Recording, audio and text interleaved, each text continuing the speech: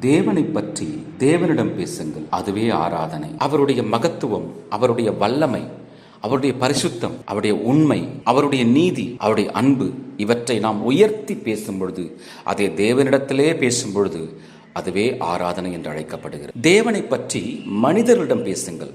அவர் எவ்வளவு நல்லவர், அவர் மனிதர் மேல் கொண்டுள்ள இரக்கம், கிருபை, அன்பு, அவர் மனிதர்களுக்காய் செய்த தியாகம், இவற்றை பற்றி பேசும் பொழுது, மனிதரிடம் பேசும் பொழுது அதைத்தான் வேதம் சுவிசேஷம் என்று சொல்லுகிறது. மனிதர்களை பற்றி தேவனிடம் பேசுங்கள். மனிதருடைய தேவைகள், மனிதருடைய பிரச்சனைகள், மனிதருடைய போராட்டங்கள், இவற்றை பற்றி தேவனிடம் பேசும் பொழுது அதை தேவன் கேட்கிறார், பதில் தருகிறார். இதைத்தான் வேதம் ஜெபம் என்று சொல்லுகிறது. தேவனை பற்றி பிரச்சனையிடம் பேசுங்கள். பிரச்சனை எவ்வளவு பெரியது என்று தேவனிடம் பேசுவதை விட தேவன் எவ்வளவு பெரியவர் என்பதை குறித்து பிரச்சனையிடம் பேசும் பொழுது அதைத்தான் வேதம் விசுவாசம் என்று சொல்லுகிறது.